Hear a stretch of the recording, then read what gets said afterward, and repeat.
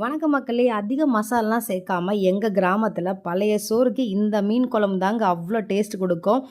இதை நீங்கள் சாப்பாடுக்கும் செஞ்சு சாப்பிட்லாம். ரொம்ப ஈஸி தான். அது எப்படி செய்யலாம்னு சொல்லிட்டு தெரிஞ்சுக்கலாம் வாங்க. அதுக்கு பார்த்திங்கன்னா ஒரு 15லேருந்து 20 மத்தி மீன் எடுத்துக்கலாம். இதில் இருக்க தலைப்பகுதியும் வால் பகுதியும் நீங்கள் கட் பண்ணிவிட்டு இதில் தண்ணீர் ஆட் பண்ணி ஒரு 3 முறைக்கு நல்லா சுத்தம் பண்ணிக்கலாம்.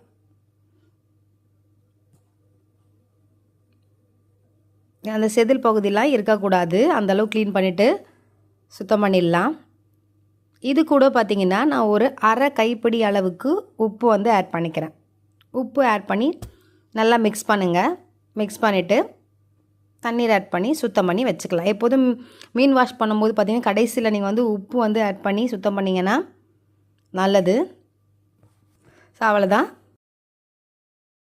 மீன் சுத்தம் பண்ணி எடுத்து வச்சாச்சு. ஒரு மிக்ஸி ஜார் எடுத்துக்கலாம். அதில் ஒரு 15 சின்ன வெங்காயம். இந்த குழம்புல புளியெல்லாம் நம்ம சேர்க்க போகிறதே கிடையாது. ஒரு குட்டி தக்காளி இருந்தால் ஆட் பண்ணிக்கலாம். ஒரு 10 அளவுக்கு தேங்காய் எடுத்துக்கிறேன். இதை கட் பண்ணி வச்சுக்கலாம். 8 காஞ்ச மிளகாய், 1/4 டேபிள் ஸ்பூன் அளவுக்கு சீரகம், 1/4 டேபிள் ஸ்பூன் அளவுக்கு சோம்பு. அந்த ஒரு 10 தேங்காய் இருக்குது பார்த்தீங்கன்னா கட் பண்ணி வச்சுருக்கேன். அதையும் இதில் சேர்த்துக்கலாம். இது கொஞ்சம் அரைச்சிக்கலாம். இங்கே பாருங்கள், குறைன்னு அரைச்சிக்கிட்டேன். இதில் தண்ணீரை ஆட் பண்ணிவிட்டு இன்னும் நல்லா பேஸ்ட்டு போல் அரைச்சி வச்சுக்கலாம். ஒரு கடாய் எடுத்தாச்சு. இதில் 2 டேபிள் ஸ்பூன் அளவுக்கு எண்ணெய் ஆட் பண்ணிக்கலாம்.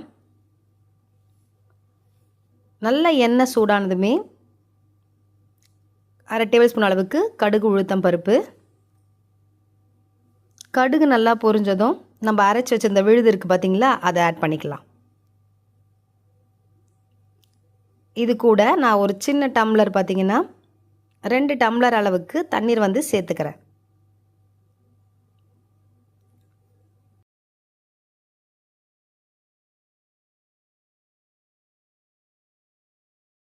கால் டேபிள் ஸ்பூன் அளவுக்கு மஞ்சள் தூள், 1/2 டேபிள் ஸ்பூன் அளவுக்கு உப்பு. இது கூட கொஞ்சமாக கருவேப்பிலை ஆட் பண்ணிக்கலாம். ஒரு 5 நிமிஷத்துக்கு நல்லா கொதிக்கட்டும். நம்ம க்ளோஸ் பண்ணி வச்சிடலாம். இங்கே பாருங்கள், 5 மினிட்ஸ் ஆயிடுச்சு. நல்லா கொதிச்சிடுச்சு. இது கூட இப்போ நம்ம வந்து சுத்தம் பண்ணி வச்சுருந்த அந்த மத்தி மீனை வந்து இதில் சேர்த்துடலாம். ஆட் பண்ணிவிட்டு ஒரு 8 to 10 மினிட்ஸ் நல்லா வேகட்டும்.